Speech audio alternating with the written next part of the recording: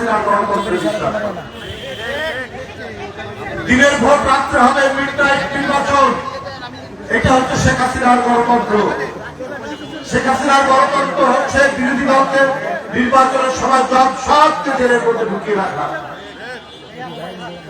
বিএনপির চেয়ারপারসন, মহাসচিব এবং সব সিনিয়র নেতৃবৃন্দকে জেলে পুরে রেখে উনি 7ই জানুয়ারি নির্বাচন করেছেন। এগুলো শেখ হাসিনার গণতন্ত্র। এখন আমরা যেটা দেখতে পাই, উনি যে গণতন্ত্র দিয়েছিলেন তার নমুনা আমরা তো দেখেছি। ভোট কেন্দ্রে চতুষ্পদ জন্তু বিচরণ করতে মানুষ বা ভোটাররা সেখানে যায় না। এগুলো তিনি কেন করেছিলেন? এগুলো করেছেন, এই বাংলাদেশটা ছিল তার কাছে টাকার খনি। এই খনি থেকে টাকা উত্তোলন করবেন তিনি, তার পরিবারের লোকরা সেটা বিদেশে পাচার করবে, সুখে শান্তিতে থাকবে।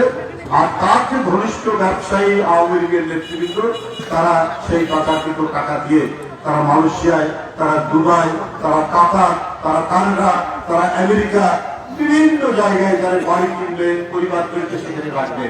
এইটা ছিল শেখ হাসিনা। এখন আমরা তার একটার পর একটা প্রমাণ আমরা দেখতে পাচ্ছি। কত ভয়ঙ্কর দুর্নীতিবাদ ছিল শেখ হাসিনা, এটা আজকে তার প্রমাণ সহ আমরা হাতে পাচ্ছি।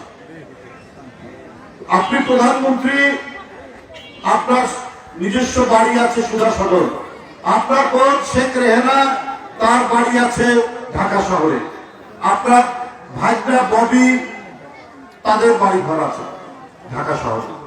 আপনার সরকারের নীতিমালা অনুযায়ী আপনি যদি ঢাকার রাজুকে আপনার যদি নিজস্ব বাড়ি, ফ্ল্যাট অথবা আবাসন থাকে, আপনি আর কোন সরকারি প্লট আপনি বরাদ্দ পাবেন। কিন্তু শেখ হাসিনা তার অবৈধ ক্ষমতার কাজে লাগিয়ে 60 কাঠা পূর্বাচলে তিনি জমি নিয়েছেন তার ভাইরা ভাগ্নির নামে, প্রত্যেকে 10 কাঠা করে পেয়েছে। কোন আইন কানুনের তোয়াক্কা করে না। তো উনি ক্ষমতা ছাড়বেন কেন? উনি তো ক্ষমতা ধরে রাখার চেষ্টা করবেন। যে ভাগ্নিটি লন্ডনে, ইংল্যান্ডে এমপি, সেই দেশে আপনি 1 টাকা যদি চুরির অভিযোগ আসে, তাহলে সে আর ক্ষমতায় থাকতে পারে না, জেলে যেতে হয়। সেই ইংল্যান্ডের সবচেয়ে দামি ফ্ল্যাট কিনে দেওয়া হয়েছে তাকে। কে কিনে দিয়েছে? শেখ হাসিনার ঘনিষ্ঠ ব্যবসায়ী। আর তার ভাই ববি, তার আরেক বোন রূপন্তী, এই সহ 60 টাকা আপনার পূর্বাচলের প্লট 6 জনের নামে। তো সুতরাং আমি যেটা বলেছি যে শেখ হাসিনা এই যে সোনার হরিণ তার ক্ষমতা, এইটা ধরে রাখার জন্য আহাদের মতো শিশু বাচ্চাকে হত্যা করেছে, আবু সাইদের মতো টাটকা তরুণকে রংপুর বিশ্ববিদ্যালয়ে তাকে হত্যা করেছে, মুগ্ধকে চিৎকার করে বলেছে পানি লাগবে পানি, তাকে হত্যা করেছে। এত মাসুম বাচ্চা, এত তারুণ্য, এত শিশু হত্যা করে তিনি তার রাজ সিংহাসনকে টিকিয়ে রাখার চেষ্টা করেছে।